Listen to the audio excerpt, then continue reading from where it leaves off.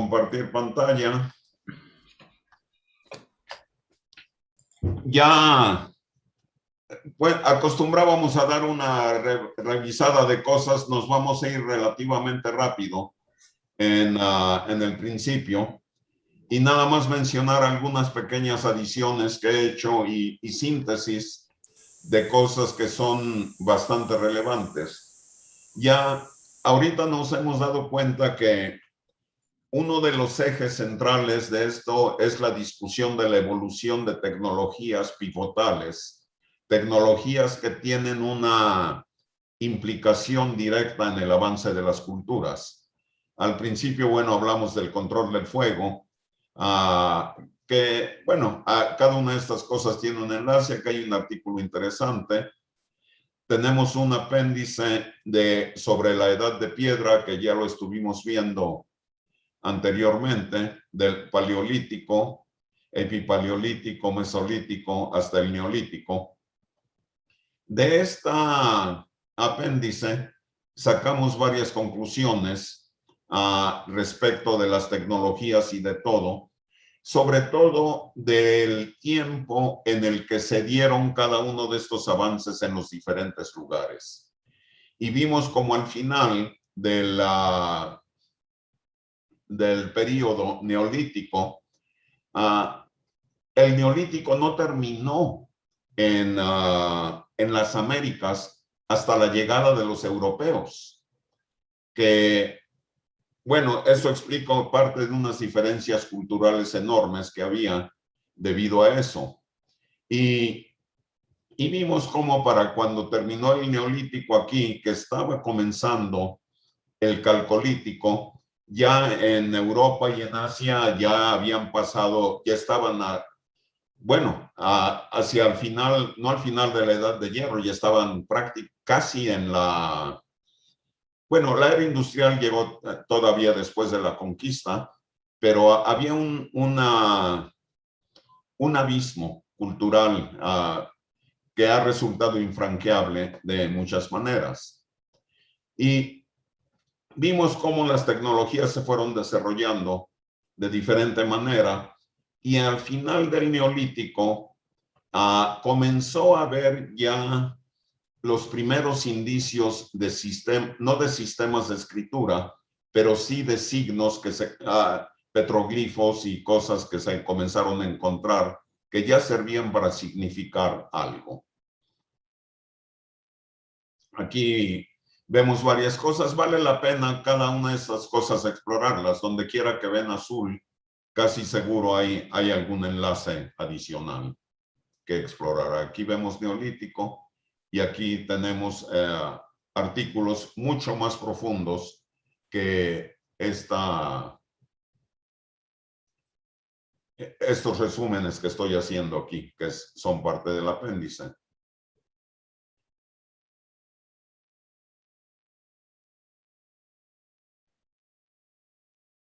Aquí se me atraviesa, ya está.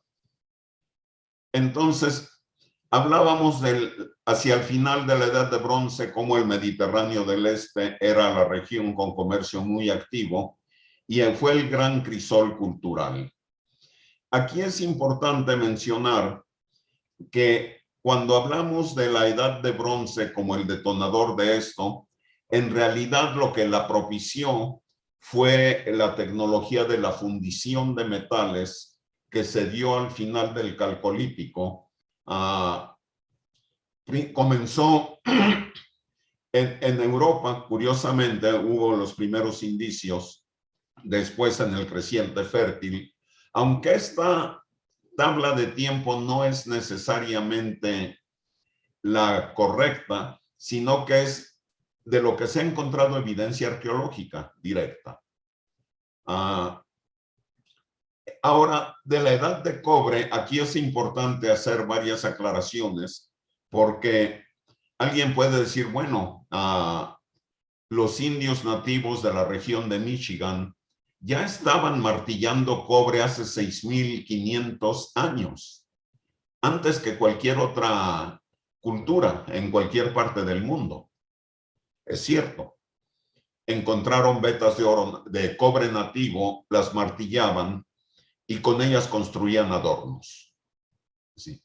Pasaron 3.500 años antes que los mismos indios pudieran utilizar ese cobre para hacer herramientas, pero todavía sin fundirlo. Usaban una técnica llamada recocido, que la han visto, ustedes habrán visto trabajar a herreros con hierro. Tomaban una pieza de cobre que habían martillado, la ponían en el fuego, la doblaban sobre sí misma, la volvían a martillar, la volvían a doblar de nuevo, y así las moléculas del cobre entre sí se reunían y lograban una resistencia tensil mayor que les hacía aptas para herramientas.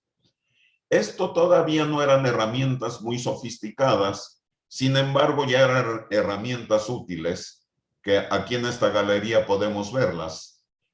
Estas son herramientas del norte de Michigan, en Estados Unidos, y eran relativamente sencillas, pero ya podían cortar, raspar, hacer algún daño con puntas de flecha de cobre. Francamente, no mucho más daño que el que se hacía con la obsidiana en ese momento. En el resto de América... ¿Ya jugaban golf? ¿Perdón? ¿Ya jugaban golf? Ahí veo un bastón. Parece como un bastón de golf. Sí. Pero esto, si no me equivoco, era una... lo podían usar para cortar cereal. Sí, era como una especie de hoz. Sí, que ya existía también en forma de piedra en la región de Levante, en el creciente fértil. Ahora, en toda América no había trabajo de metal, sino hasta tiempos bastante más modernos. El primer lugar donde se comenzó a trabajar primero, bueno, martillado fue ahí en Michigan, pero después los incas, las culturas del sur de América en el Valle del Chico, comenzaron a trabajar primero materiales martillados, principalmente cobre y oro. La fundición de metal vino aproximadamente hasta el año 600 de la era actual, es decir, aproximadamente 6.000 años después que cuando comenzó a ocurrir en Europa y en el creciente fértil.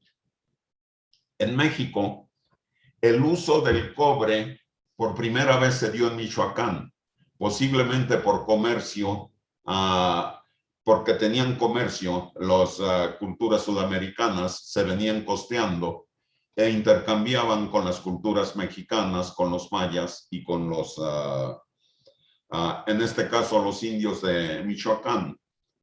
Y los mayas trabajaban martillado el oro y lo obtenían también por trueque, pero la fundición se dio en Sudamérica hasta aproximadamente comenzó en los años 600 y algo, y cuando llegaron los españoles vieron ya los indicios de que podría haber comenzado una época de bronce, porque ya encontraron objetos de bronce fundidos. No era el bronce sofisticado con aleaciones de estaño, sino con arsénico, que fue también el primer bronce que se dio incidentalmente en Mesopotamia, porque el arsénico venía como una impureza del cobre en muchas de las vetas. Entonces, de pronto descubrieron, ok, fundían el cobre con arsénico y se hacía más duro. Y eventualmente, y nadie sabe por qué, en la región de Levante alguien descubrió que con el estaño se hacía el bronce ya moderno, y eso fue lo que detonó finalmente la edad de bronce, con todo lo que implica. Sobre la edad de bronce vamos a hablar en la siguiente sesión en mucho más detalle, porque es lo que en sí detona la civilización moderna. Mientras tanto, en el Calcolítico, que cubre una etapa enorme de tiempo, hubo tecnologías habilitadoras que son las que nos traen eventualmente a la civilización. De estas, la más dramática de todas es la escritura, que de nuevo se desarrolla a través de milenios comenzando por protoescritura. Habíamos visto la vez pasada estas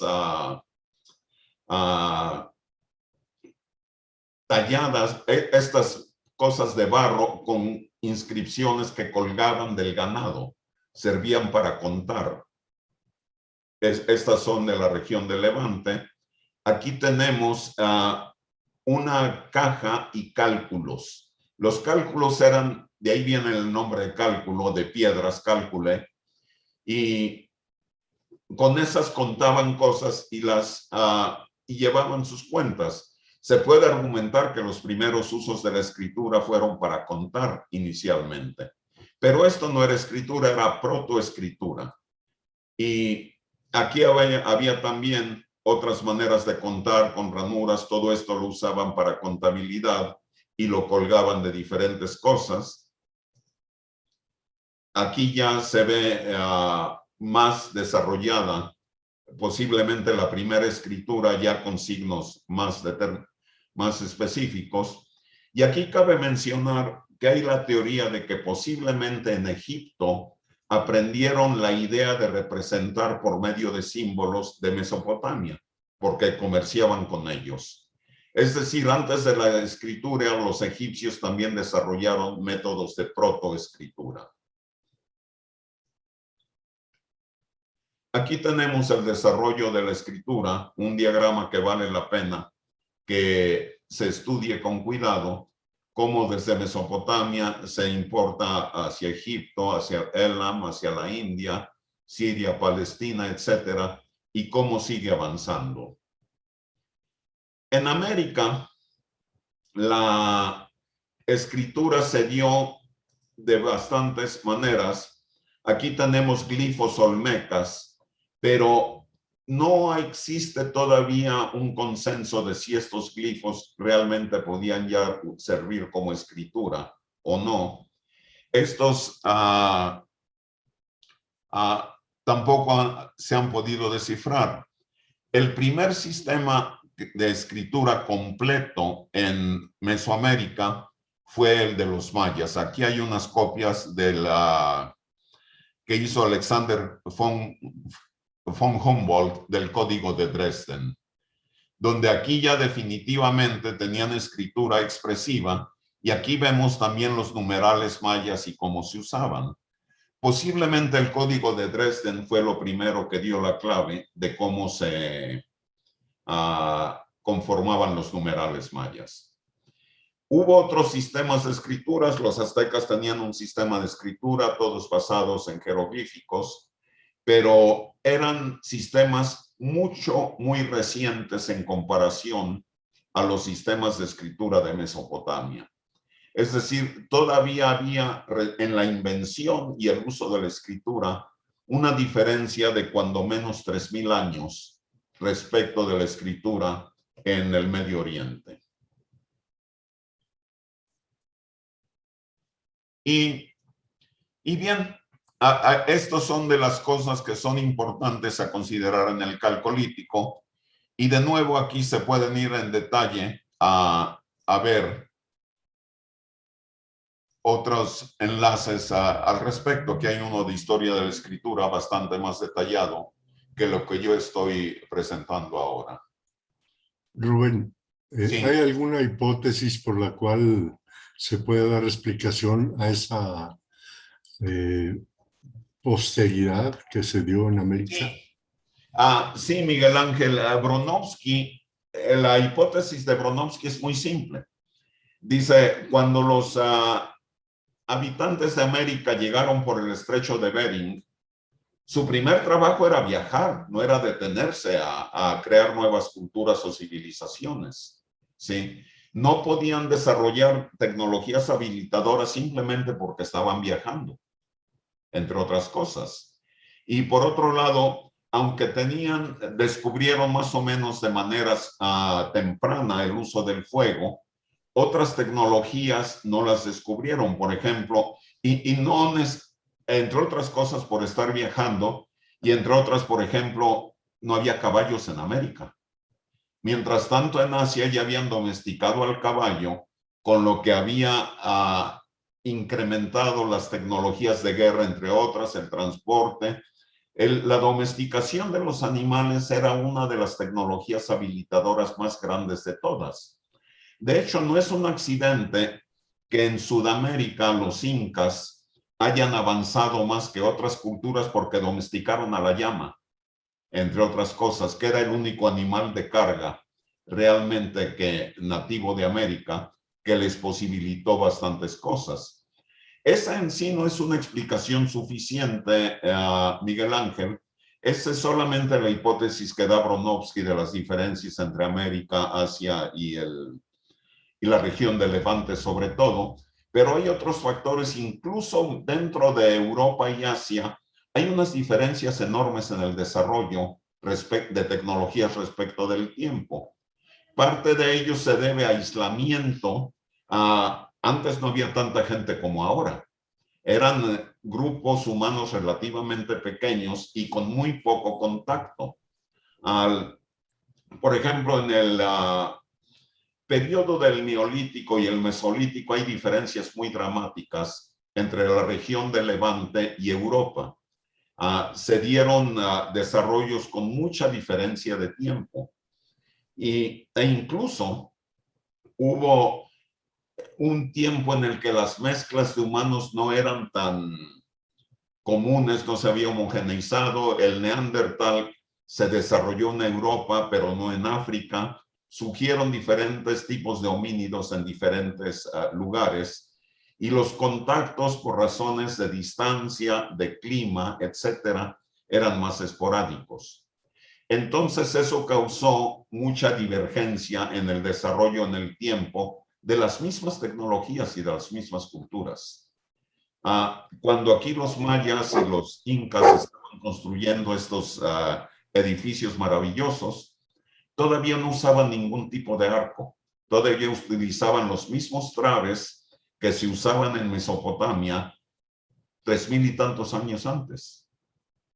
Entonces, las tecnologías habilitadoras es una de las más grandes causantes de las diferencias y cuándo se fueron dando. Hay otro factor muy importante que hace Sí. como 10,000 años hubo un asteroide que se rompió sobre América del Norte y quedó esparramido. Ujú. Y eso causó mucho desastre ecológico. Obviamente hubo mucha muerte ahí. Ujú. Hubo un evento de cambios de temperatura muy extremos, Sí. y mucho de la parte de hielo que había, que de por sí era difícil atravesar, en esto se derritió. Entonces las poblaciones que vivían cerca de los ríos, y fue muy rápido todo, ¿no? Fue en cosa de Sí. días. Entonces eso provocó que la densidad de la población, sobre todo en la parte norte, fuera diezmada. Efectivamente. Y Y eso, sí, eso explica por qué en Perú eran más avanzados, en la parte sur eran más avanzados que el norte por esto, ¿no? no tuvieron tantos contratiempos, y no fue el único gran desastre ecológico. El gran diluvio universal es perfectamente explicable como un hecho histórico en Mesopotamia, y eso alteró muchos balances culturales, y ha habido desastres ecológicos hasta tiempos relativamente recientes que han logrado muchos cambios, y ahorita estamos ante otro. ¿Quién sabe qué cambios más vendrán como consecuencia? La diferencia es que ahora ya las culturas están más homogeneizadas, no en cuanto a cultura, sino en cuanto a modernidad, en cuanto a medios de comunicación. Y este es un aspecto interesante que exploraremos poco a poco, la diferencia entre cultura y modernidad. En fin, no sé, Miguel Ángel, si esto te contesta la pregunta inicial. Sí, Rubén, sí, definitivamente hay varios factores, como pueden decir, como estamos viendo, entre ellos, pues, la situación geográfica, climática, viajes, pero también me llama la atención que, como habías dicho, creo que en Arkansas, ¿en donde fue que hace 6,000 años Michigan. Michigan habían encontrado, ya usaban el cobre, mientras en Mesopotamia todavía no, ¿verdad? Lo que pasa, Miguel Ángel, es que lo usaban y lo usaban también cuando lo comenzaron a usar en Mesopotamia, fue por descubrimientos fortuitos de cobre nativo. El cobre tiene una virtud. Agarras una piedra lo bastante fuerte y lo puedes aplastar y hacer adornos muy fácil, es muy maleable. Como es el oro también. El oro también, eso explica. En Perú el oro se comenzó a usar, pero era cobre nativo, que nada más lo martillaban y hacían unos adornos fabulosos de cobre. Aquí tenemos por ejemplo, es cobre martillado sobre un tallado de piedra que tenían atrás de la cultura Chavín de Perú, 1200 a 300 años antes de Cristo. ¿Sí? Y una cosa curiosa que pueden encontrar en el Museo del Oro en Perú, usaban el cobre para algo que ni se imaginan, para hacer anzuelos para pescar. No tenían una idea de valor monetario ni eso. Hay unos anzuelos hechos de oro porque era muy conveniente tomar oro nativo, darle forma de gancho y sacar sus pescados con ello. Sí. Era otra dimensión del uso de metales. Ahora pescan a políticos corruptos con esos Exactamente. anzuelos. Es muy buena carnada. No necesitan ni ponerle carnada, con el anzuelo tienen. Con el puro anzuelo. Sí. Y, en fin, una cosa que mencionamos antes, que es de las tecnologías habilitadoras, curiosamente, es el uso de los animales desde tiempos inmemoriales. Aquí tenemos desde el Mesolítico, como los perros domesticados para la cacería de grandes animales. La domesticación de los perros fue casi accidental. Existe un fenómeno llamado sinantropismo, mediante el cual los animales se adaptan a los humanos y existe una especie de simbiosis. Los lobos venían con singular alegría a comerse los restos de lo que cazaban los humanos, ¿sí? Y comenzaron a sentirse cómodos. Una especie de lobo que ya no existe, de la cual se dice que descienden todos los perros. Y eventualmente se dieron cuenta los perros que si comenzaban a ayudarle a los humanos en la cacería, a arrinconar a los animales, como lo están haciendo aquí en esta ilustración en una de las cuevas, iba a haber más comida para ellos.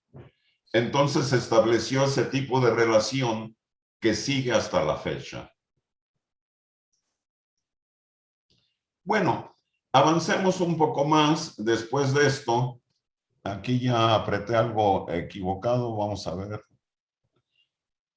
Hablamos ya de cómo se comenzaron a desarrollar la escritura, la matemática, la astronomía. Lolita no ha asistido a las anteriores, pero te mandaré el enlace de esto, Lolita, para que esté en mi sitio de web y lo vas a poder poderte actualizar fácilmente en esto.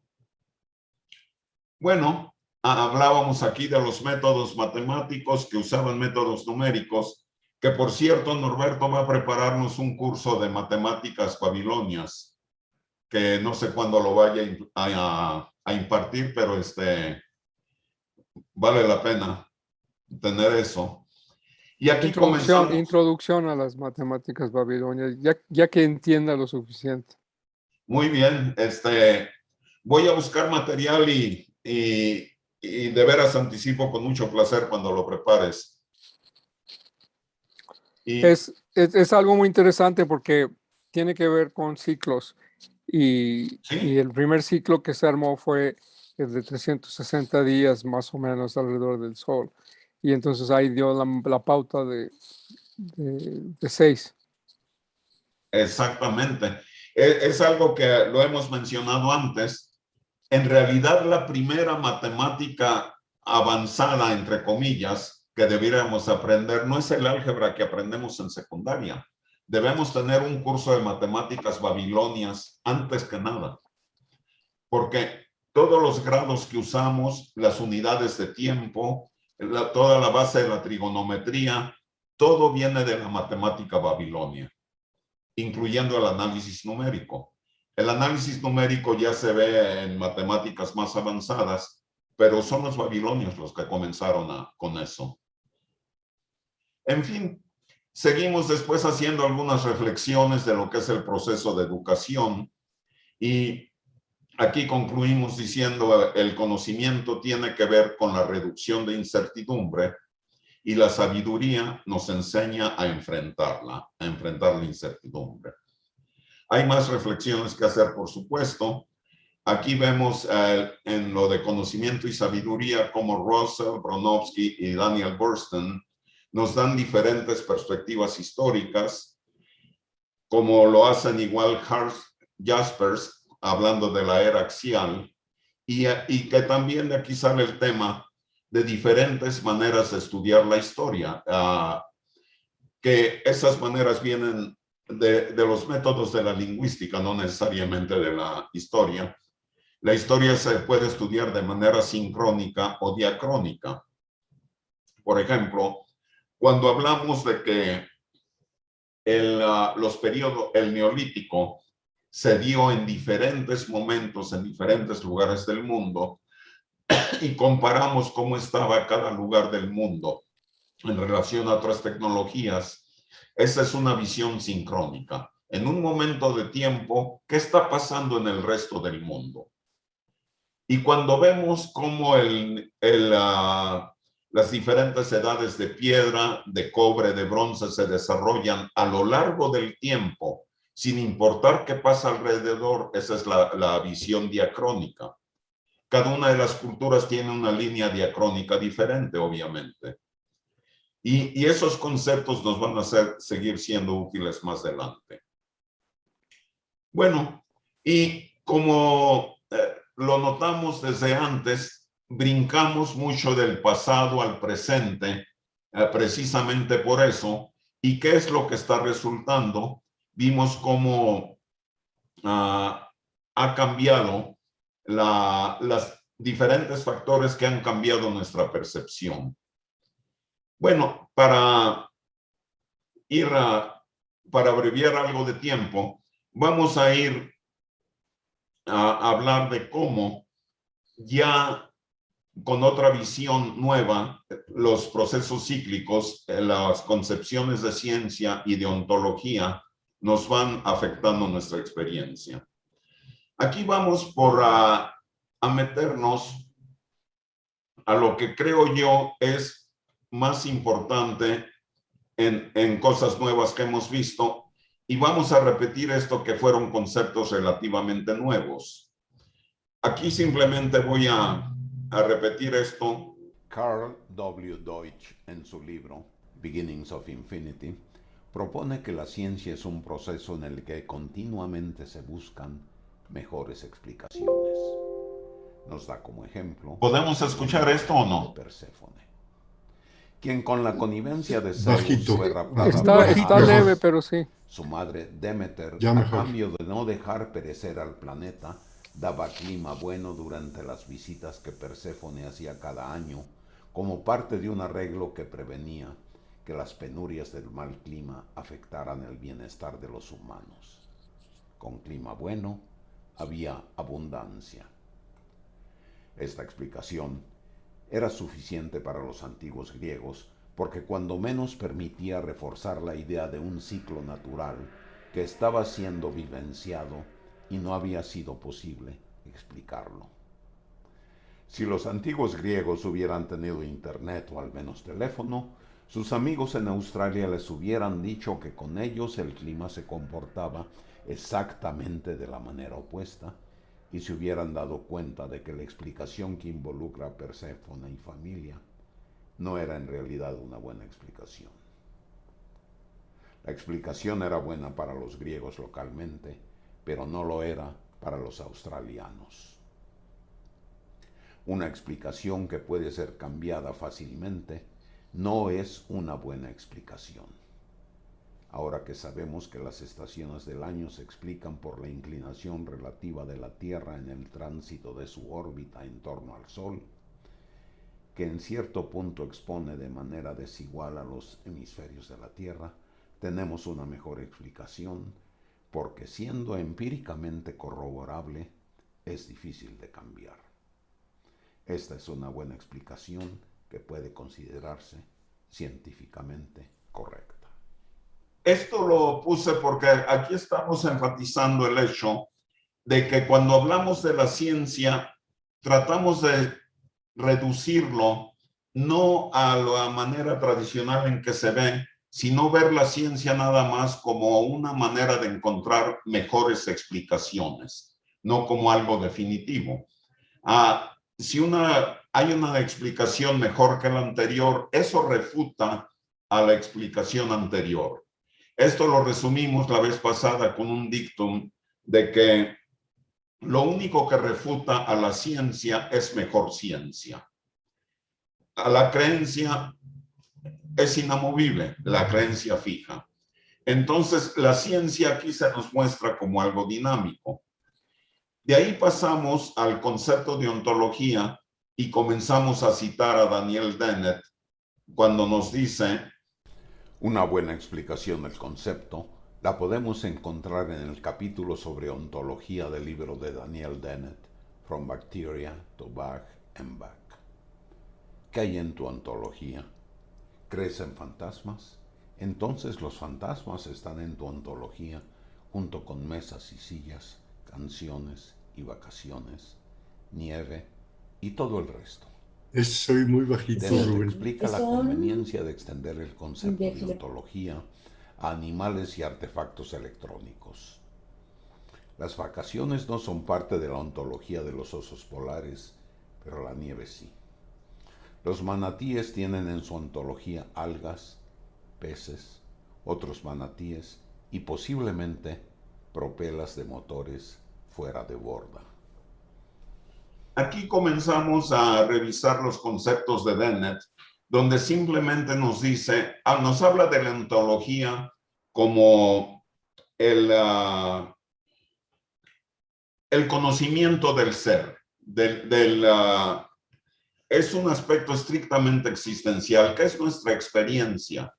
Y nos dice, no tenemos por qué limitarla a humanos. Y aquí se extiende diciendo, bueno, tampoco hay que limitarla a animales, sino un sistema de GPS se puede decir que tiene una ontología y que tiene experiencias que se acumulan y que nos puede hacer llegar a diferentes lugares.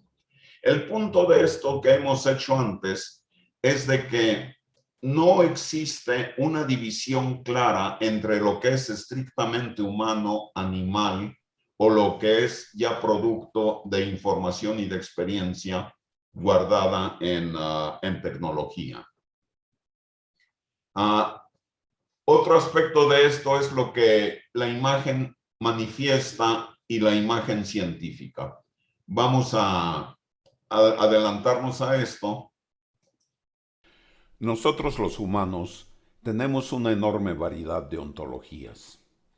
Hay quienes creen en brujas, o en electrones, o en resonancia mórfica, o en el abominable hombre de las nieves, pero hay un enorme núcleo ontológico compartido por todos los seres humanos normales desde una edad temprana. A este núcleo ontológico compartido, Wilfrid Sellars le llama imagen manifiesta.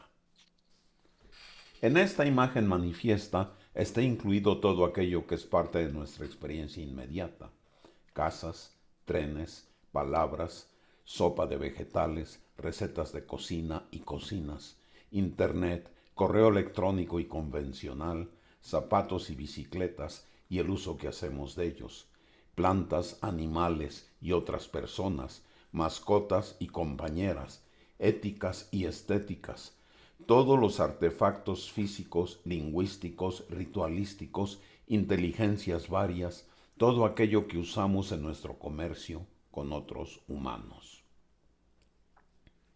En el sentido en que la imagen es manifiesta, es que es obvia para todos nosotros y que todos entendemos eso. Viene junto con el lenguaje nativo, es el mundo de acuerdo a nosotros. Sellars habla de la imagen científica como poblada con moléculas, átomos y electrones. Esta definición es un poco radical, en tanto que podemos argumentar que mucho de lo que puede adjudicarse a la imagen científica es en realidad parte de una imagen manifiesta avanzada. Dennett refuerza la visión de Sellars diciendo que esta imagen científica es la que se adquiere en escuelas y que la mayor parte de las personas adquieren solamente un conocimiento escueto de los componentes de esta imagen.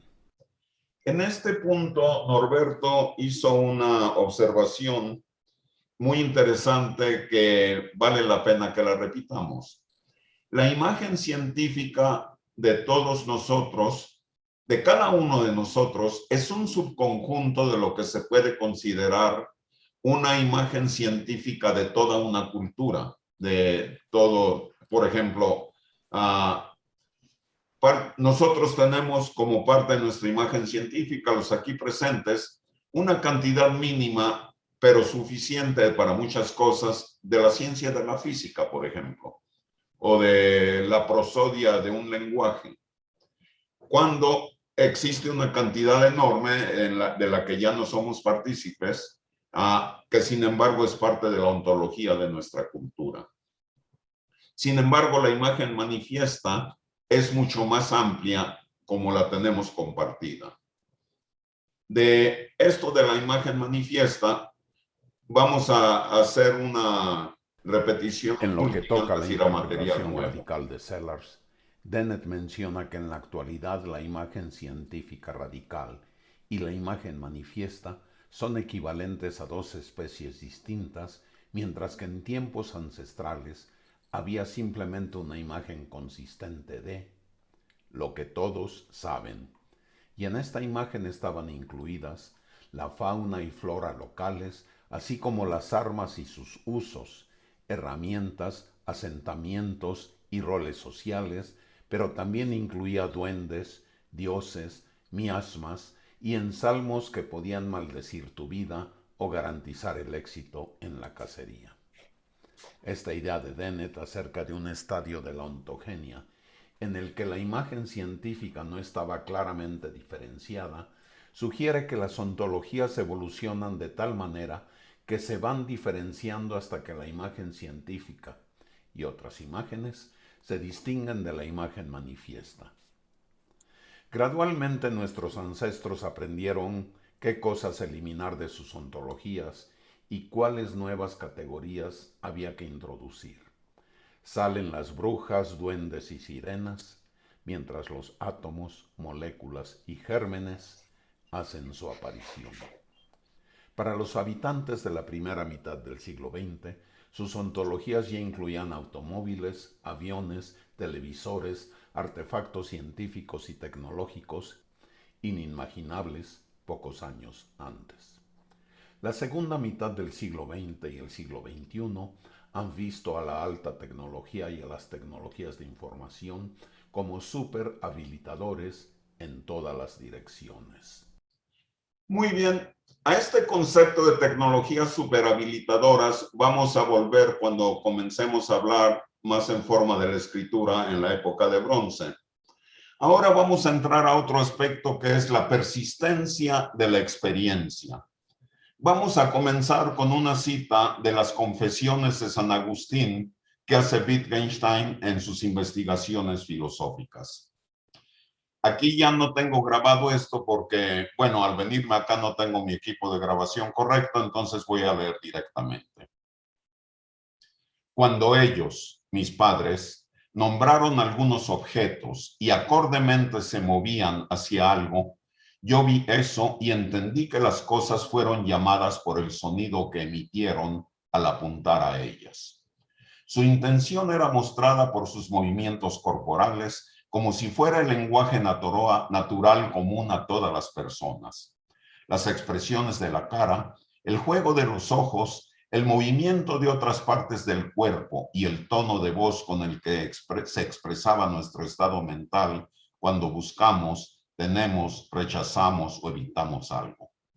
Entonces, a medida que yo aprendí a entender qué objetos eran significados, ideas pues, yo entrené a mi boca a formar esas señales, yo las usé para expresar mis propios deseos. Esto que fue escrito por San Agustín fue revisado por Wittgenstein en sus investigaciones filosóficas. El epígrafe del primer capítulo de las investigaciones filosóficas de Wittgenstein lo uso yo de manera más modesta para expresar uno de los aspectos fundamentales de la imagen manifiesta descrita por Sellars. La adquisición del lenguaje y de las experiencias asociadas es fundamental a la adquisición de las imágenes manifiesta y científicas. El lenguaje preciso fortalece a la imagen científica y el lenguaje impreciso la deteriora. Cuando el infante comienza a entender explicaciones dadas con las palabras aprendidas inicialmente, es importante que estas palabras sean precisas. En la frase anterior podemos ver que cuando hablamos de ciencia usamos el concepto amplio de Deutsch, de ciencia como producto de explicaciones difíciles de cambiar, pero aplica igualmente a la ciencia como técnica, descrita por Bertrand Russell en su libro History of Western Philosophy, Historia de la Filosofía de Occidente, segundo libro, capítulo 6.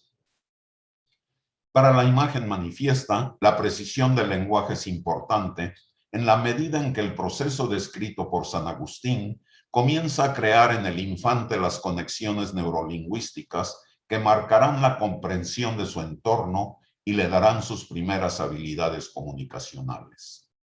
Si las palabras que escuchan de sus padres están cargadas de expletivos y expresiones vulgares, que con frecuencia se usan como palabras comodín para denotar situaciones que pueden ser descritas de manera más clara, el infante desarrollará una imagen manifiesta mal balanceada. Es posible que ese desbalance pueda ser parcialmente rectificado por medio de la educación, pero también es posible que no. Quien crece entre gritos y ruido, vivirá gritando y su tren de pensamiento y acción estará permanentemente en estado de confusión. El ruido es el factor número 1 en la distorsión de los mensajes. Estos gritos no siempre connotan experiencias negativas. A veces son de alegría, twist and shout, baby, o a veces se dan para arengar o conminar. Las arengas y conminaciones son de efecto variable. Con frecuencia la arenga se acompaña de gritos. ¡A matar, gachupines! El cura Hidalgo, que pueden ser deleterios cuando se perpetúan como parte de una cultura. Aun cuando en la cultura del México actual se considera ligeramente inapropiado matar españoles, además de llamarles gachupines, el mensaje subyacente de animadversión se perpetúa cada que algún presidente lo profiere a las masas delirantes, a quienes se les recuerda que por tradición, los españoles son el extraño enemigo de la canción.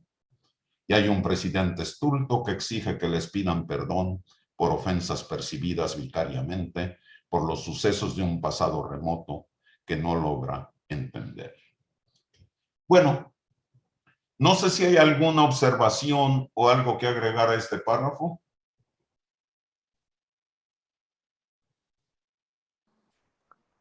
Hay una observación es Sí, que una cosa es lo que con el tiempo y en el marco, digamos, sociocultural y hasta conceptual en el que estamos nosotros, estamos viendo ¿sí me escuchan? sí, perfectamente. Ok. Cuando estamos valorando o refiriéndonos o incluso criticando cosas como esto. Y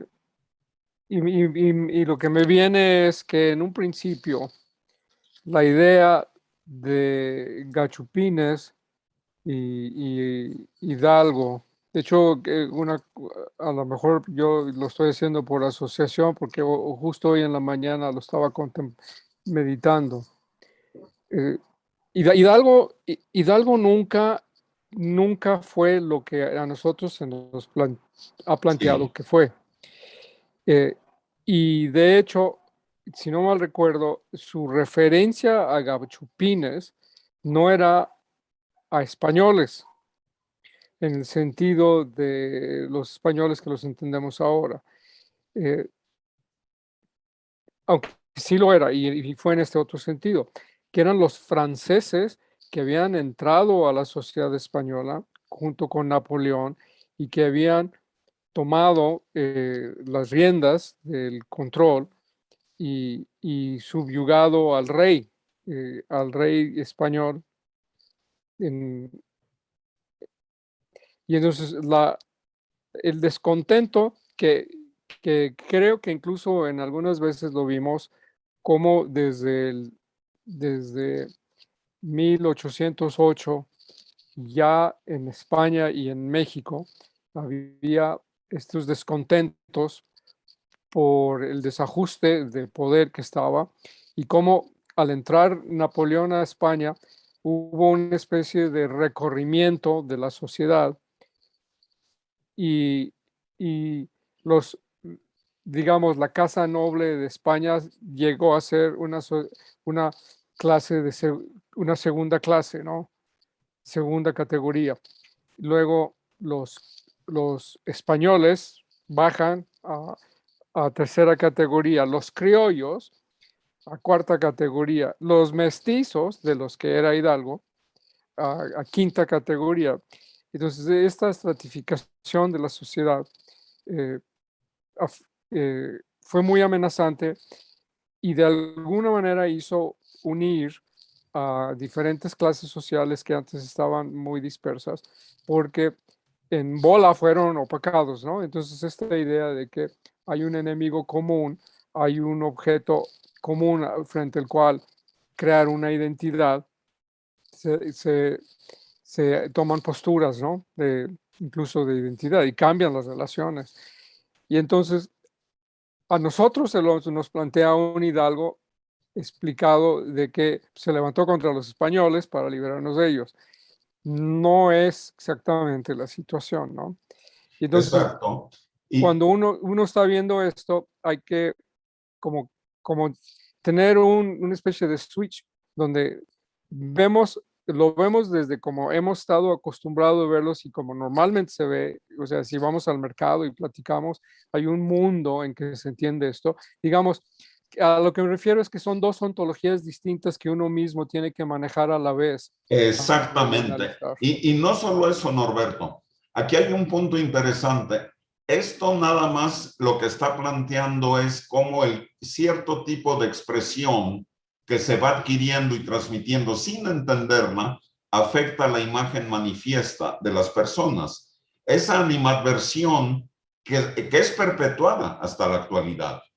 Y lo que estoy tratando aquí de decir es precisamente, si lo conectamos con esta explicación de San Agustín de cómo adquirimos el lenguaje y el efecto que tiene ya visto en tiempos modernos, cómo precisamente no podemos interpretar una ontología del pasado en términos presentes, sin embargo, se propaga simplemente la animadversión sin tomar en cuenta ese otro tipo de cosas. Entonces, aquí precisamente menciono que para entender esto mejor es entenderlo no necesariamente en términos científicos, sino experienciales. ¿Cuál es la diferencia, por ejemplo, entre una arenga y una conminación? La arenga, en general, acabamos de mencionar una, la de Hidalgo, y decimos las conminaciones en general son más calladas, en general no es necesario gritar, muchas veces son personales o en grupos pequeños. El efecto cualitativo en general es el mismo. pedir acción en un modo que va desde imperativo, amenazante o exultante, coaccionante, exhortativo, suplicante. Son dos dinámicas diferentes que tienen diferentes intensidades, todo un espectro de intensidades.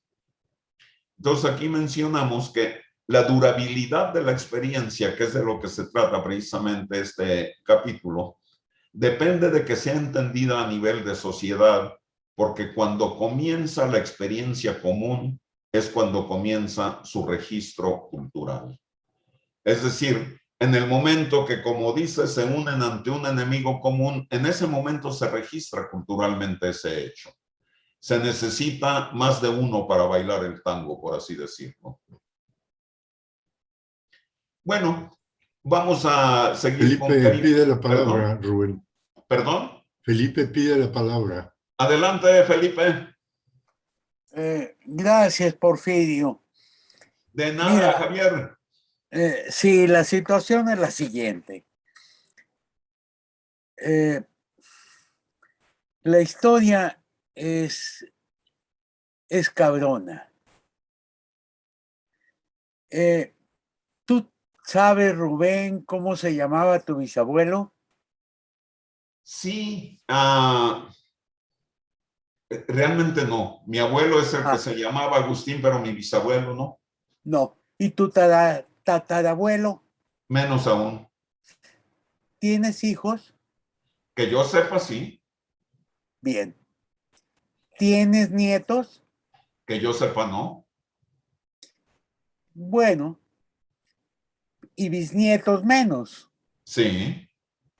Está bien, entonces quiere decir que ni tus nietos ni tus bisnietos van a tener la más puta idea que tú exististe en el planeta Tierra. No sé. A menos que tú te llames Miguel Hidalgo. No. Si tú te llamas Miguel Hidalgo, sí eres recordado. Pero si tú te llamas Rubén Juárez, no vas a ser recordado absolutamente por nadie. Igual yo, no te apures, no te apures.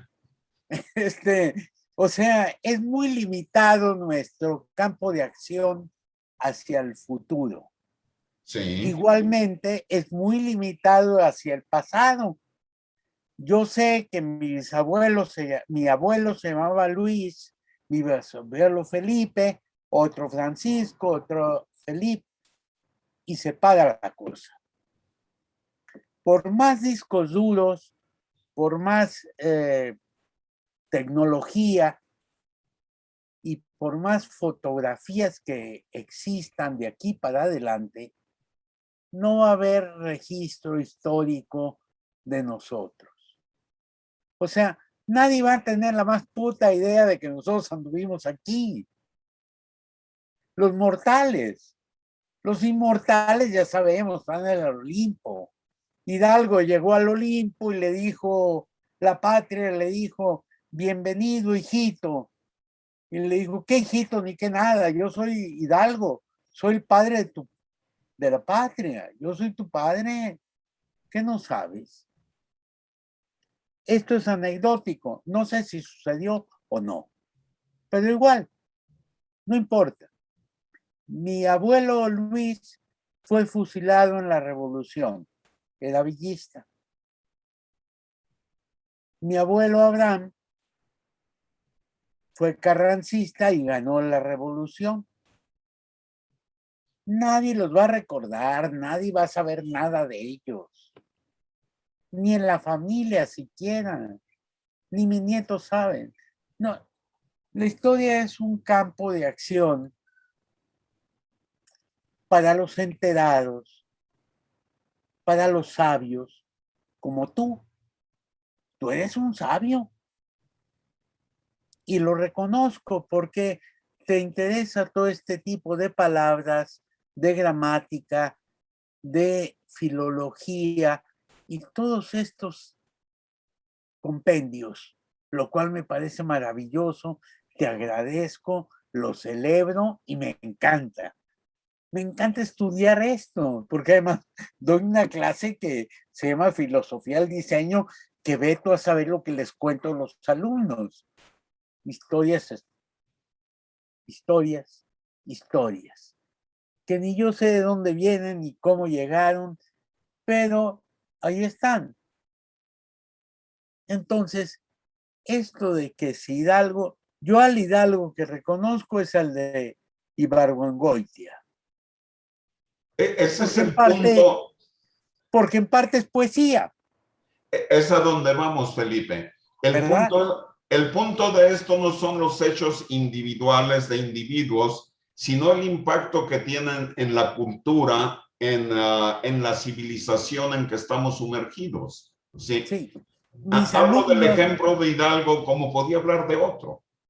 Es el impacto que tiene el lenguaje, el impacto que tienen en los hechos, las expresiones de la cultura y qué tipo de expresiones ha habido y cómo impactan la existencia de los humanos.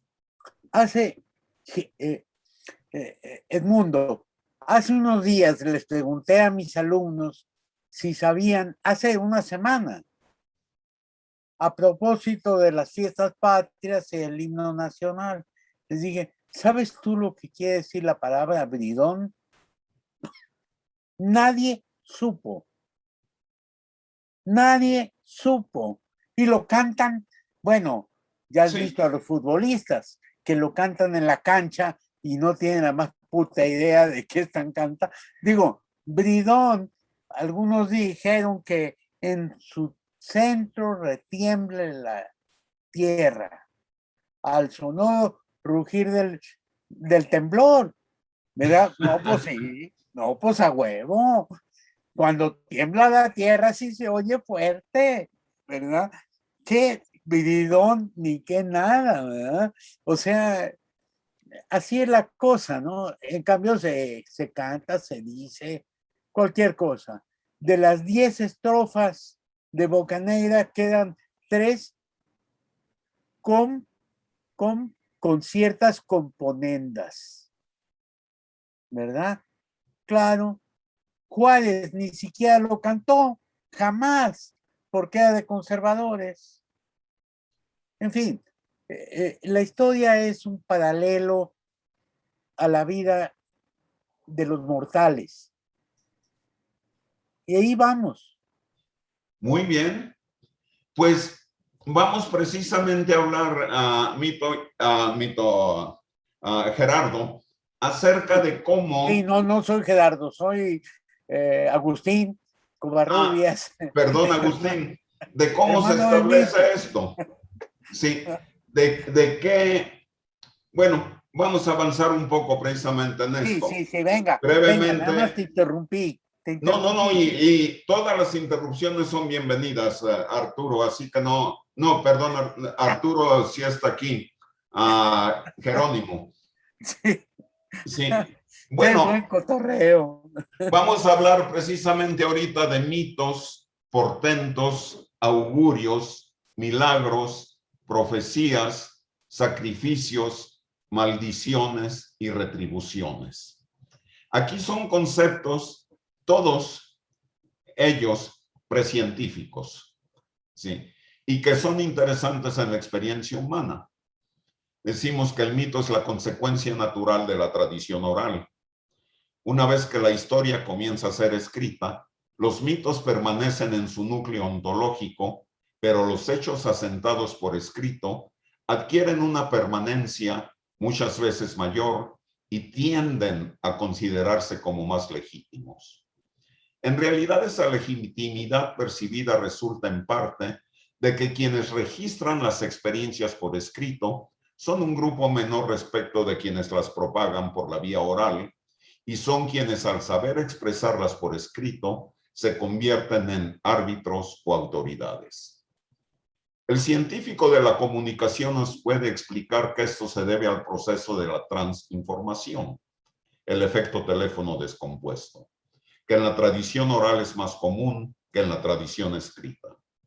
La persistencia de lo escrito está avalada por su permanencia. La persistencia de la tradición oral está avalada por la buena memoria de quienes las transmiten. Un mecanismo que permitió a la tradición oral mantener la integridad del contenido fue la versificación. Prácticamente en todos los lenguajes surgió la poesía como medio de preservar la constancia del mensaje. La poesía lírica y la poesía épica son codificadas con versos de diferentes tipos. Aquí hay un apéndice sobre versificación, prosodia y expresión que vale la pena y eventualmente vamos a verlo en más detalle, donde hacemos la diferencia entre poesía lírica y poesía épica. La poesía lírica en general tiene que ver con la canción, el canto, para acompañamiento con cítara o sola. Tiene diferentes orígenes. La épica es para narrar historias. La poesía lírica, principalmente en la actualidad, se expresa en pentámetros, aunque hay todo tipo de metros y vamos a ver un poco de eso.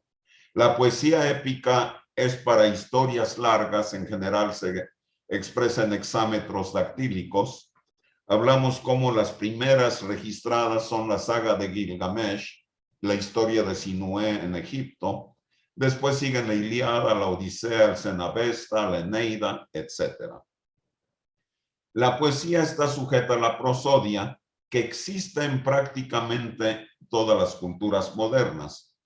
Y aquí hay una cosa curiosa de la prosodia que vamos a mencionar. La base fundamental de la poesía es lo que llaman pies métricos. En la tradición griega, latina y en el inglés, la prosodia se basa en la longitud de las sílabas, mientras que en el español, el francés, el italiano cuenta estrictamente el número de sílabas y la posición. La descripción de la prosodia se hace mediante llamados sistemas de escansión, pero aquí hay un aspecto muy interesante para el científico de la comunicación. En la prosodia, por ejemplo, de los lenguajes griegos, latín y el inglés, las pies básicos de los sistemas de escansión están dados por sistemas binarios desde tiempos inmemoriales. Los bisílabos consisten de mezclas de sílabas largas o cortas y tenemos, por ejemplo, que los bisílabos nos dan 4 diferentes pies que equivale en términos de teoría de información a 2 bits, que se pueden expresar como sílaba larga y corta. Aquí tenemos en un guión la sílaba larga y en esta curva una sílaba corta. Lo expresan como el verso, el pie pírrico o dibraj, da, una sílaba, 2 sílabas largas. El giambo como da, dum. El troqueo como dum-da. El espondeo como dum-dum. Estas formas de prosodia se ejemplifican directo con versos. En el pírrico tenemos este verso de Tennyson, When the blood creeps and the nerves freak. Lo que está subrayado aquí, vemos son pies pírricos. El giambo, aquí tenemos un soneto de Shakespeare, When I do count the clock that tells the time. Ahí vemos cómo la longitud de la sílaba marca la cadencia del verso. Y luego tenemos la maravilla de la escena de las brujas de Shakespeare. Double, double, tall and trouble. Fire, burn and cauldron bubble. Esto viene de Macbeth. ¿Sí? Estos son pentámetros iámbicos. Y tenemos en el espondeo, this is the forest primeval, etc. Los trisílabos, predeciblemente, existen 8 tipos de pies, que son los que se pueden conformar con 3 sílabas. No vamos a entrar a detalles, está el tribraj, el dáctilo, el antibraj, anapesto, antidáctilo, vacuus, cretic. Los más comunes son los primeros 4. Estos vale la pena verlos porque es sumamente divertido. Después vamos a ver el verso sáfico, que es el principio de la poesía mélica, que ya es una prosodia más compleja, que consiste de troqueos y de dáctilos y de versos adónicos. Eso lo veremos más adelante si lo consideramos necesario. Pero vale la pena para el científico de la comunicación entender las diferencias de prosodia entre los diferentes lenguajes, y yendo a lo que decía ahorita Teodoro Covarrubias, el himno nacional mexicano, por ejemplo, está hecho de pentámetros. ¿Sí? Mexicanos al grito de guerra, el acero aprestad y el bridón. Es estrictamente número de sílabas. Ya en el segundo verso tenemos algunas variaciones de escansión por recursos de prosodia que también vamos a ver más adelante. Pero igual que el himno nacional podemos tener me caí de la nube en que andaba, como a 20,000 metros de altura. Es un pentámetro yámbico. Es el de este poema de Cornelius von Königin, ¿sí?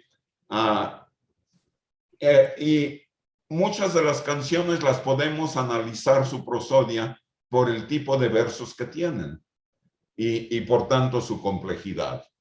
Entonces pueden también decir mexicanos al grito de guerra, por mi suerte caí entre los brazos, el acero aprestad y el bridón. Pueden intercalarlos y usar las mismas melodías sin ningún problema. ¿Sí?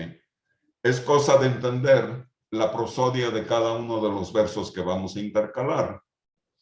Entonces, pero en principio, lo que sí está más o menos entendido es que la versificación se utilizó inicialmente como un método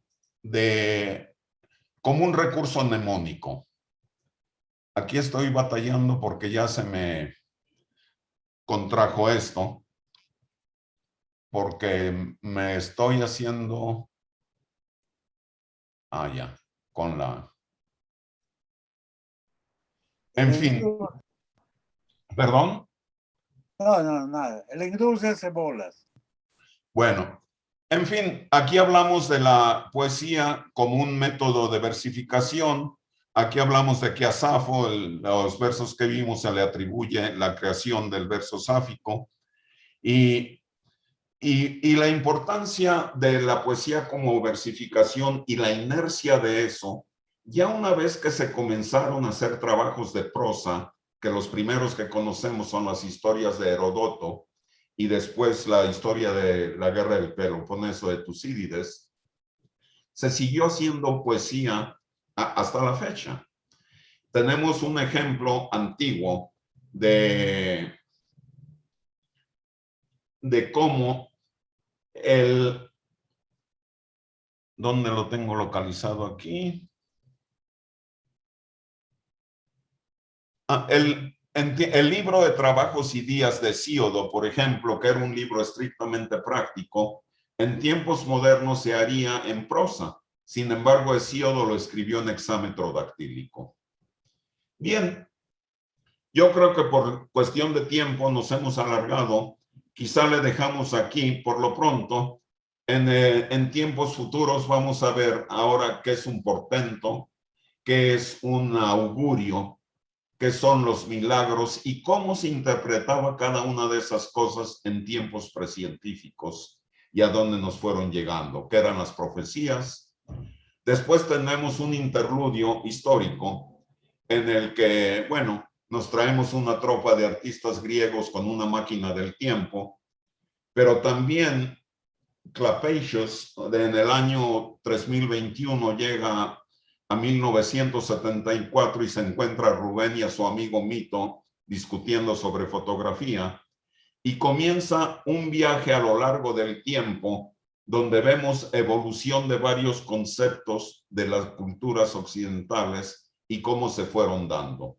Pero bueno, esto apenas lo estoy escribiendo y elaborando, entonces es nada más un anuncio de cosas que van a venir en las próximas sesiones. Entonces, por lo pronto, si les parece, aquí le paramos, o hay más comentarios, o qué comentarios hay sobre esto. Yo tengo algo con las cadencias.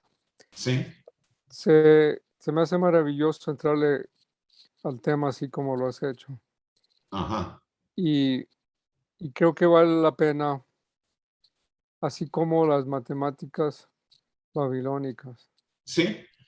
Sí, de Este, esto lo de la prosodia, Norberto, lo tengo bastante trabajado y es muy interesante ver las reglas de la prosodia del español. Son maravillosas.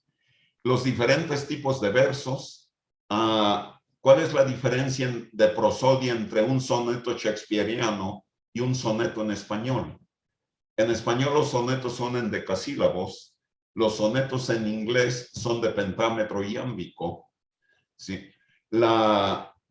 Los versos alejandrinos en español tienen 14 sílabas y en francés 12. ¿Por qué? Sí. Todo eso creo que vale mucho la pena que lo elaboremos porque son herramientas fantásticas, conceptuales y de comunicación. Y eso marca muchas diferencias. Aquí en el ejemplo que puse hace un momento de la prosodia en la poesía épica, aquí tenemos un verso sáfico que fue posible traducir del griego preservando la métrica, pero es imposible traducir al español, porque son prosodias incompatibles. El español se basa estrictamente en número de sílabas y en los acentos prosódicos, mientras que en el inglés y en el griego se basan en la longitud de verso. Y suenan muy diferente. Aquí tenemos el verso sáfico. Hither now, O muses living the golden, house of God unseen in the azure spaces.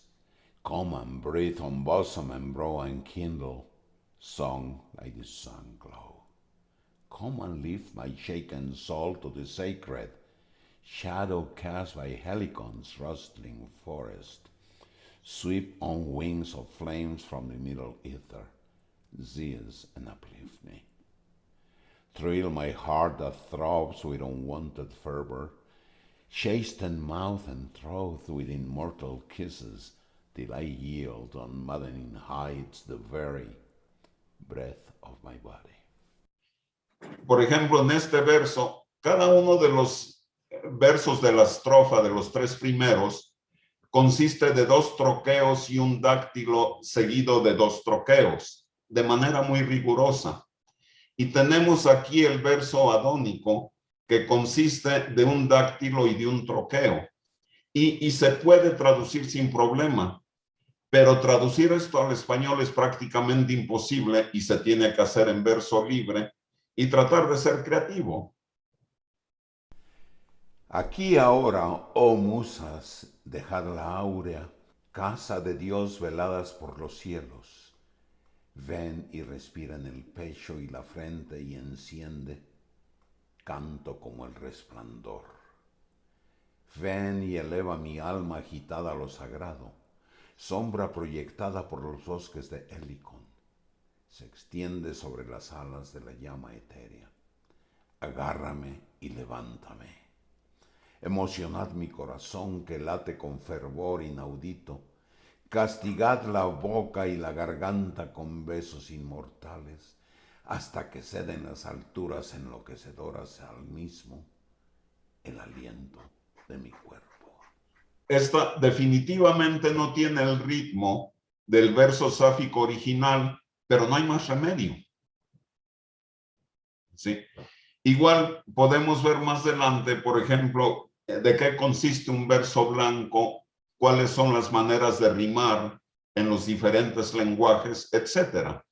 Entonces, esto ya lo tengo en camino, nada más me falta plasmarlo en esto ya en más detalle. Bueno, mira, algo interesante es Oye, Felipe quiere que- tomar la palabra. No, está bien. Si es continuación de lo que está diciendo, sí, espero final. ok, Te espero, Norberto, no hay problema. gracias. Sobre las dos traducciones. Sí. sintácticamente es muy fiel la traducción en inglés. Sí, Semánticamente me parece más fiel la traducción en español. Y aquí hay algo muy interesante. ¿Qué Ajá. efecto tienen las dos? O sea, sí, si regresamos al tema de la pragmática, aquí tenemos un excelente ejemplo donde trabajar un mensaje, la construcción de un mensaje, sí, porque tienen dimensión semántica, dimensión sintáctica distintas, y sí, entonces nos da luz sobre la dimensión pragmática y podemos ver en juego esto que hemos hablado sí, siempre, que no, aunque nosotros los estudiamos por separado, los mensajes no funcionan, para usar esa palabra, no funcionan exacto. por separado. Y entonces, aquí te digo, a mí me gustan los dos. Ujú, La traducción del inglés me da un placer sintáctico que es más como musical. sí, Sin embargo, la traducción en español me llega más profundo en el sentido y digamos incluso en la filosofía, porque en el primero no desarrolla los conceptos igual de hilados como en el segundo. Aquí viene una pregunta interesante, Norberto. Te entiendo perfectamente. O sea, la traducción esta, curiosamente, que hice yo, la hice del inglés, que a su vez fue hecha del griego. Sin embargo, quizá me salió más natural esto que lo que pudo haber salido la traducción al inglés, porque el español es mi lenguaje nativo. Sí, Son las palabras que escuché y me resuenan de manera más profunda. ¿En qué pero medida? no, Sí, no siempre tiene que ver porque es tu idioma. Bueno, a lo sí, mejor yo voy a poner un ejemplo. Yo me acuerdo cuando conocí a Enrique Lozano, él estaba leyendo un libro que era el poema eh, de, de Walt Whitman, ujú, Leaves of Grass.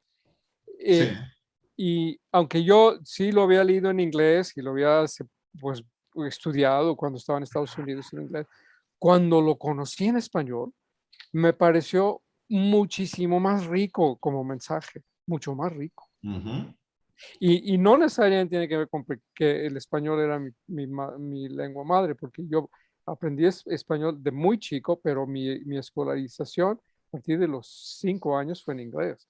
sí, Entonces, eh, de hecho, yo leía inglés, no leía español, porque ujú, yo no fui a la escuela en español hasta que tuve 15 años. ujú, Y, sí, y yo creo que aquí hay algo muy interesante en cuanto a construcción de mensajes. O sea, mi cabeza se está yendo muy rápido pensando ya hablando en el espacio contemporáneo de las redes sociales, del discurso político y otras cosas, de entender sí, adelante. pues, estas dos dimensiones. Sí, perdón, es que mi hermano estaba llamando, pero deja nada más decirle que aquí estoy todavía. Ajá. Bueno, bueno, no, bueno, luego me llama otra vez. Bueno, lo aprovecho porque durante los Bueno, otros seminarios, a ver, ahí está perdóname otra vez. un momento, Norberto. ¿Sí, Sí. hermano? Sí, excelente, aquí estoy todavía. Nos vemos. Bueno, era mi hermano decir que todavía se tarda un rato. Ah, Perdón, Norberto, la interrupción, te escucho. no, no te preocupes. Este, fue un momento de alumbramiento, si quieres, a la hora de Sí, terminar de leerlo. Y entonces dije, no, pues es que mi comentario es ahí, perdón, Felipe, Javier, No, no, por favor. Jerónimo. El, Sí, el, por favor. nosotros nos habíamos brincado siempre que salía el tema de sintáctica y semántica, y Miguel Ángel siempre hablaba de semántica y sintáctica cuando estábamos hablando la pragmática, y creo que tú y yo siempre llegábamos y decíamos, es que está bien, la semántica y la sintáctica y semántica no es que no esté aquí, sino que no estamos enfocándonos a eso. Y ujú, ahora digo, ya hay que tener las tres dimensiones Exacto. recurrentes en lo que estamos trabajando. Es Y que aquí es un buen ejemplo, es un excelente ejemplo. son sumamente importantes porque vamos a ver más adelante cómo, dependiendo de los aspectos pragmáticos, es el tipo de versificación. Un ditirambo, por ejemplo, se compone con versos de 4 pies. No es un pentámetro, pero los versos de 4 pies son más conducentes, que incidentalmente son los mismos que se usan en las baladas, ¿sí? Y el ditirambo tiene una función completamente diferente. Nació de las fiestas dionisíacas, hay unos maravillosos que los iremos a ver. ¿Sí? Bueno, podemos empezar una línea de algo así como: el pueblo unido jamás será vencido, Sí. el pueblo unido jamás será vencido. Ir construyendo, ir viendo cómo se va construyendo en la semántica y la pragmática ya en la cotidianidad, pues, que estamos Sí. viendo, ¿no? Sí, entonces, y ese es el punto precisamente de eso. Y lo curioso, todos los lenguajes, con todo y lo elaborado que es, y es muy elaborada la prosodia del griego, del inglés, del español, del latín, la prosodia del sánscrito es increíble. Es mucho más compleja y vamos a ver algo de eso también, porque Pingala fue el gran prosodista del sánscrito. Existen rimas y versos que incluso son congruentes con series matemáticas. La serie de Fibonacci la inventó Pingala mucho antes que Fibonacci, pero la inventó en la prosodia india. Órale. ¿Sí? Y hay versos que siguen estrictamente la serie de Fibonacci, y hay otras series que tiene. El triángulo de Pascal también está representado en la prosodia de Pingala. Pero, en fin, ahí estoy de la prosodia del sánscrito, tengo poco material reunido, pero también ya comencé. Pues fíjate, bueno, para cerrar, una idea loca que se me ocurre. Tiene que ver también con algo que Miguel Ángel seguido nos llama la atención acerca de el proceso espiral en las cosas. Intuyo que a partir de las matemáticas babilónicas, que son cíclicas recurrentes, cuando haces un desfasamiento a un ciclo, entras a una espiral. Sí. Y lo que acabas tú de decir de la serie de Fibonacci sería algo como eso, de un ciclo que sufre un desplazamiento leve, aunque sea. Es eso, la serie de Fibonacci en números te da una espiral, te da una concha de Nautilus. Sí, directamente. Es una espiral y cada ciclo tiene su representación numérica. Y en la prosodia de Pingala existen figuras prosódicas que permiten eso. De todas las cosas que me he arrepentido en la vida, ni siquiera me he arrepentido de matar al gato que maté por órdenes de mi abuelita, pero sí me he arrepentido de no haber estudiado sánscrito. Pues. Adelante, Felipe. ¿Sabes? Ya me perdí, ya no me acuerdo. La edad es difícil, pero si te lo digo honestamente, me perdí con toda esta diatriba entre sabios. Mira, quiero ubicarme. A los niños se les educó de alguna manera con canciones de Kekri. Sí. Les dijo que el gusanito que va por el sol y en cada ramita lleva una flor. Sí. Ese gusanito no es más que la sección áurea. Y la sección áurea es Fibonacci, pues, ¿verdad? Es de la misma familia, es una curva espiral. Por supuesto. Sí, Si asintótica. si el pero profesor si el profesor de kinder le diera la oportunidad al profesor que sigue de llevar al gusanito por el caracol que va por el sol y hacerlo, el niño podría ir aprendiendo estas sabidurías. Sí. De alguna manera, ¿no? De alguna manera. Entonces se engancha el niño con una cosa y la lleva después a la matemática, a la física y a todo lo que tú has estado mencionando. Sí. Yo no puedo ni leer ni platicar en inglés de corrido. Sí. Leo inglés, platico en inglés, sobre todo con mis amigos diseñadores, porque sobre todo con los de el Medio Oriente, que es facilísimo. Y que no hay de otra más porque no hablas árabe. No, de pakistaní, te imaginas, pero Sí. y les platico exactamente como Peter Sellers en aquella película de La fiesta inolvidable. Facilísimo el inglés. Oh, my friend is very cold for me. Entonces, es muy suave. Pero, cuando yo le digo al alumno, tienes que leer Hamlet. Para, en la clase de filosofía del diseño, en la clase de historia de la arquitectura, para mí Hamlet es maravilloso. Sí.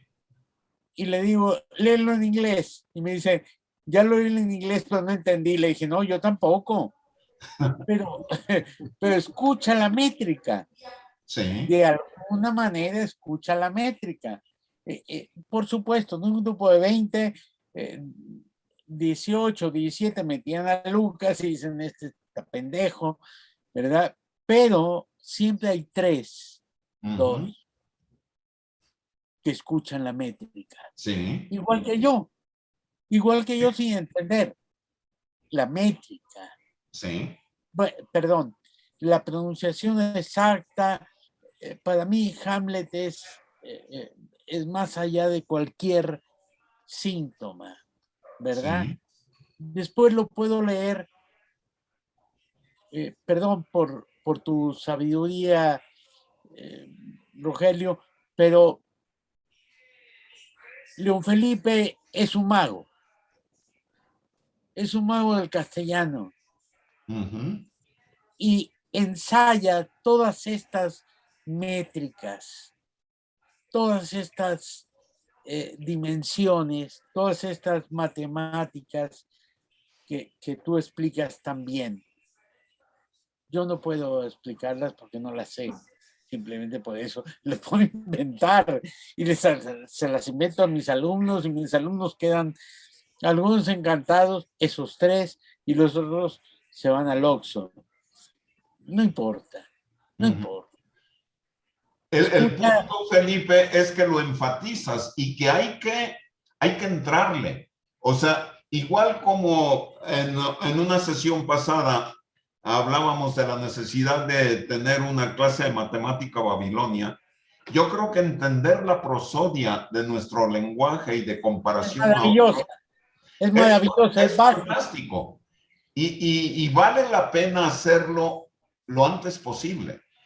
A mi manera de ver, esto que estamos hablando ahorita es un curso de secundaria o de preparatoria. Obvio. Sí, como las matemáticas babilonias, y verlo, y es que es sumamente disfrutable. Es decir, de ver qué tipo de verso, qué tipo de métrica. Hamlet, no sé si está escrito en pentámetro iámbico. Shakespeare mezclaba metros. Sí, en el verso que di, por ejemplo, de las brujas de Macbeth, estaba escrito en quatrains, no sé, cuarteto no es la palabra correcta en español para quatrain. ¿Hay alguna traducción mejor, Norberto, que cuarteto? Tetrádico, ok. Sí, de quatrain, que es double, toil and trouble. Sí, tiene un ritmo de maravilla. Es como un ritmo de balada. Sí, bueno. Tara, tara, tan, tan, tan. Tara, tara, tan, tan, tan. Exacto. Sí, y es una de las prácticas en la prosodia que precisamente donde se usan estos sistemas de escansión que los puedes mencionar como da, da, da o dum, da, dum, da. Es una manera de ir precisamente adquiriendo ese ritmo y cómo lo vas traduciendo ya directamente a los versos. Oye, pues los publicistas utilizan precisamente todo eso, ¿no? Con el fin de... Muchos sí, y realmente los mejores lo deberían de estudiar a fondo, porque hay muchas, bueno, lo veremos cuando veamos más sobre la prosodia, muchas variaciones, que es la poesía espondaica, el uso correcto del espondeo para dar una síncopa como en el jazz, que se usa mucho en la poesía épica en particular. Un discurso presidencial tal vez sería conveniente. Todo, hasta escribir una novela, Exacto. hasta un artículo periodístico, cuando se escribe así, fluye. Entonces, Exacto. esto es interesante porque la sintáctica y la semántica, aquí sí es donde la sintáctica y la semántica van condicionando o orientando hacia la pragmática. Entonces, muchas veces cuando leemos un artículo periodístico, te quedas con que no entendiste, o sea, tienes que volverlo a leer para desmenuzarlo. Con Y otras frecuencia. veces lo lees y entra como pan caliente, te entra a la Porque cabeza. es musical, tiene eufonía, tiene la cantidad correcta de eufonía, aliteraciones, diferentes maneras de darle vida, de darle respiración. Una pregunta así. Maestro, la musa que ordena todo lo que dijimos ahorita, ¿cómo se llama? Mira, la musa de la poesía lírica es Euterpe. Euterpe. Sí. De la poesía épica y de los himnos es Polimnia. Pero luego Calíope habla de la elocuencia. Calíope es la musa de la elocuencia. Erato es la musa de la poesía erótica. O sea, todas las musas trabajan en conjunto en cierta manera, pero la original Euterpe de la poesía lírica es de donde nace la música y la poesía lírica. Oye, querido Jerónimo, a esas 4 las podemos invitar para la próxima sesión. Sí. Son guapas. Sí, son muy guapas. De hecho, son 9 musas y todas tienen vela en el entierro. A las otras 5 no las traemos porque unas, pues no me parecen como para estas reuniones. Pero a estas 4 que mencionaste, vamos invitando. ¿Sí? ¿Sí? ¿Te parece? A mí también me parece. De hecho... Yo tengo dos precisas. ¿Tú cuántas tienes? ¿De musas? Bueno, vamos viendo con Miguel, a ver si es pertinente traer a 4 de estas musas. Yo me llevo bien con las 9, fíjate. No, es un contingente. No, vamos a hacer bolas. 4. No, es que tienes a Talia, la música de la comedia, y tienes a Melpómene de la tragedia. Nos va a robar la sesión. Bueno, nos vamos una por una. Órale, no me excluyan. No, nos vamos una por una. Miguel. Sí. Miguel, ¿podemos traer a las 9 o tú cómo la ves? Pues yo diría que primero con las 4 y luego ya esas 4 invitarán, emocionarán a las otras, ¿no? Insisto, no me excluyan, 5.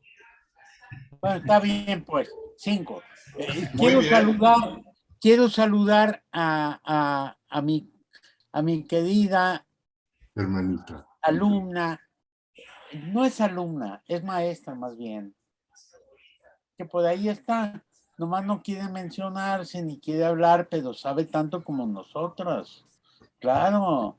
A ver, Y más, a cuanti ver, más, diría. cuanto más.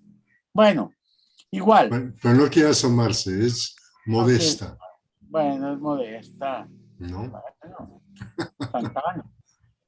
En fin, bueno, ya dirás tú cuándo y a qué momento, porque ya son 4 musas y hay que mandarle recordatorio y todo eso.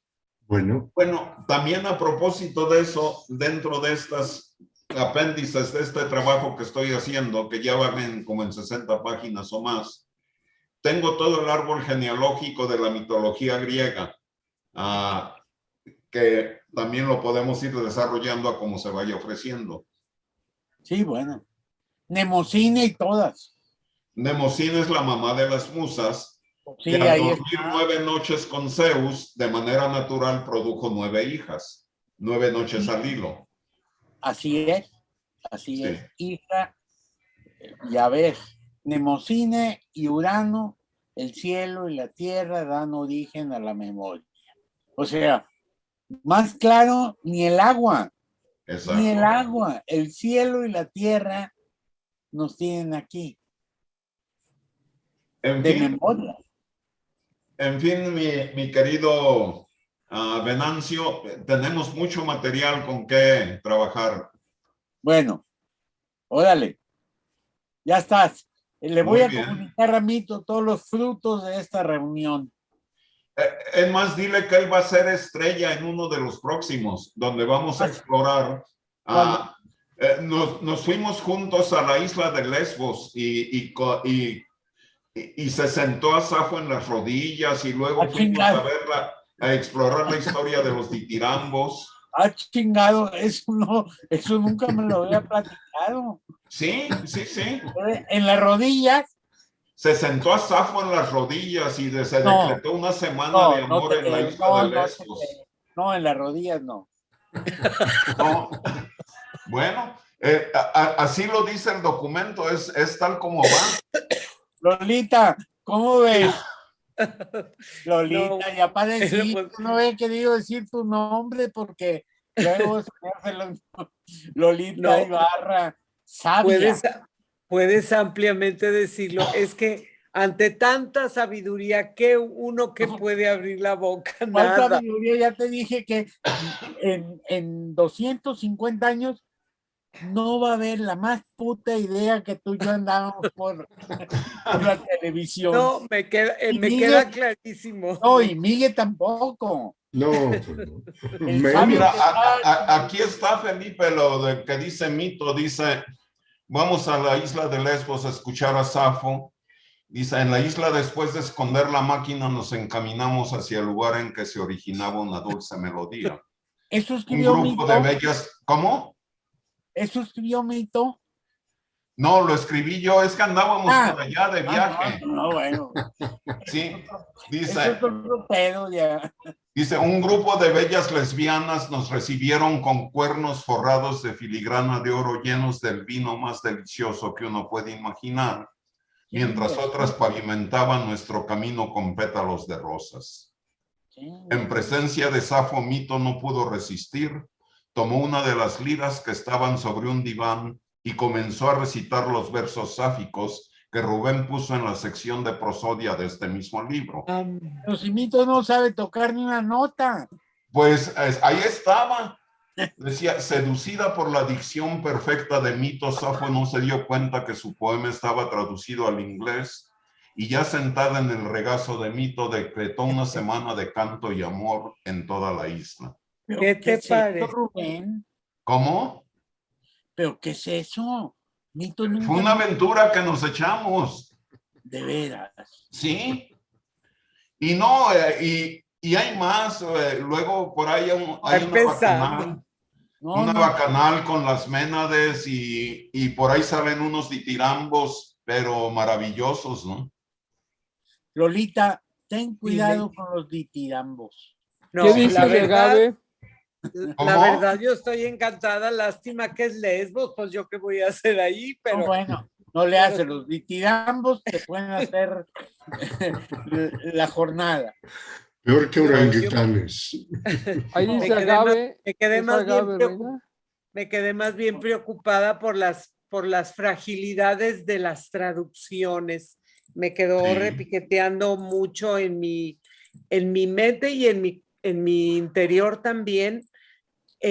Por eso es tan importante cuando uno no sabe el idioma y va a comprar un libro, saber qué traductor puede Sí. ser el menos peor, porque no hay perfección de una lengua a otra, cada traducción, pero realmente las aseveraciones o connotaciones que hizo Norberto acerca de tu traducción, Rubén, me parecieron maravillosas. Yo creo que es una de las cosas que admiro mucho, la traducción y su fragilidad, lo compleja Sí. que es, porque la objetividad no existe y es imposible evitarla ante una traducción. Exacto, no existe la traducción precisa. Así es. Sí. Imposible, Mira, además. Felipe, para que veas dónde andábamos también, dice, al entrar a la ciudad los recibieron 3 ménades, quienes les ofrecieron vino fuerte en cuernos de toro forrados de piel de leopardo.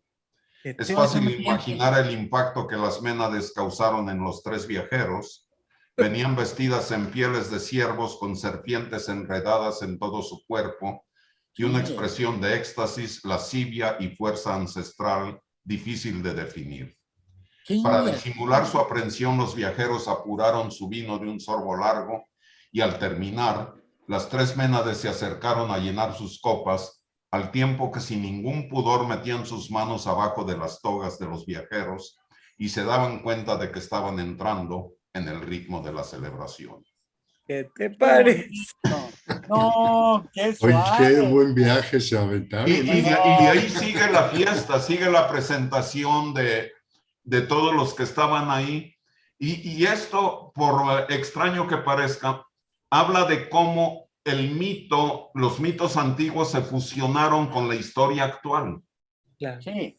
Sí. Y cómo de aquí vamos a ir a la casa de Atreus y hasta la guerra de Troya, y ya los hechos y personajes históricos, derechita, sin pasar de la mitología a la modernidad. Pero eso es otro capítulo que ahí viene. Qué Ay, bonito. qué suave, qué suave. No. Así que dile a Mito que se nos una porque va a aparecer en escena muy pronto. Sí, y no se puede hablar de mitos si no está. Si no está Mito, no se puede hablar de Mito. No, bueno, pero pocas veces está. Pero yo, si lo veo, de alguna manera se lo menciono. No sé qué va a suceder. Y dile que te platique, que no sea egoísta de ese viaje en la máquina del tiempo. Sí, y Está sobre todo increíble. me acuerdo de aquellos viajes que terminaban en unos baños en el tinaco de la azotea. No te rías. Ajá, porque es cierto, ¿no? No tienes idea.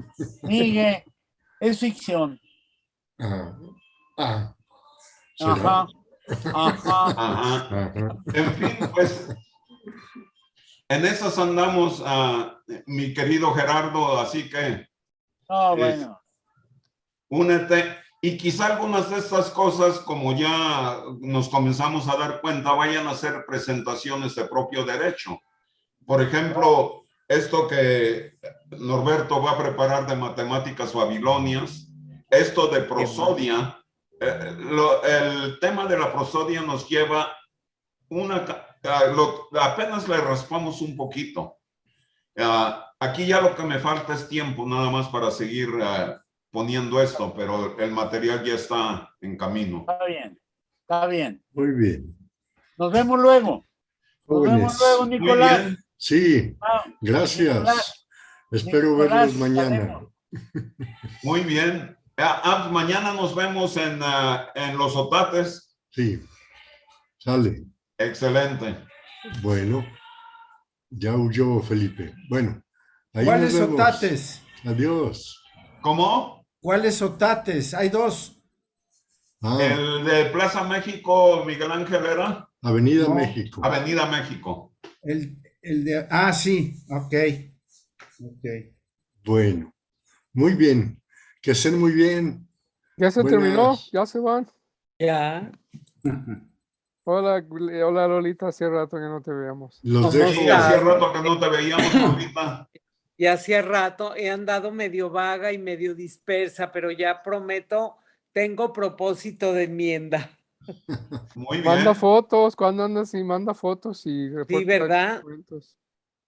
Prometo hacerlo, Norberto. Parte, Me Bueno. alegra, sí, parte de viaje, como decían los soldados cuando salían a la exploración. sí, Rendir ¿verdad? parte. Muy bien. Rinde parte, claro. Pues yo los dejo. ¿Quién que los deje en la sesión? Yo me Pues retiro. No, yo, no tarda mi hermano en pasar ya por mí. Estoy yo aquí creo que ya. en su laboratorio. Entonces nos vemos. Lolita, sí tienes el enlace a mi sitio de web donde está todo esto, ¿verdad? No lo sé, pero se lo pido a Miguel. Ok. Creo que alguna. rubenjuárez.com. ¿Cómo? Ahí ¿Cómo? está, Ah, está rubenjuárez.com. arriba, acá, ya lo vi. Ajá, Ya lo vi, Sí. con así es Y mayúscula sencillo. dentro todo. de eso hay una parte No. que dice lecturas, reads, aquí arriba. Y esto te lleva abajo donde dice la ontología de Occidente, Así ya lo vi. que es, Perfecto. y aquí puedes ver la grabación si no quieres leerlo todo, de la grabación de cada uno de los versos. Y cada parte que ves en azul tiene brincos a otras cosas, a hipertexto. Sí, Muy bien. es un hiperlibro que, pues ahí va poco a poco. Pero sabes que no es rubenjuárez.com como lo estás leyendo allá enfrente, sino en letras chiquitas arriba a la izquierda está el sitio Rubén Sí. Juárez corrido en minúsculas.com. Pero Ah, no ok. importa. Ah, exacto. Rubén Juárez Corrido, sí. .com. Y en minúsculas. Sí. Perfecto. Bueno, De muy Mil bien. hecho, gracias. Me alegra mucho verlos. Gracias. igualmente, Igualmente, Lolita. Qué padre que el entraste. próximo jueves voy a estar viajando de regreso a Albuquerque. Ah, Entonces, o lo hacemos el viernes o el miércoles, o vemos, nos ponemos de acuerdo, pero el Bueno. próximo jueves voy a estar en camino de ok, regreso. ya nos ponemos de acuerdo. De Sí. acuerdísimo. Bueno, Muy bien. que pasen buenas noches. Gracias. Igualmente. Nos vemos. Gracias. Buenas Rubén, tardes. Hasta gracias. pronto. Buenas tardes. Hasta luego. Adiós. Bye.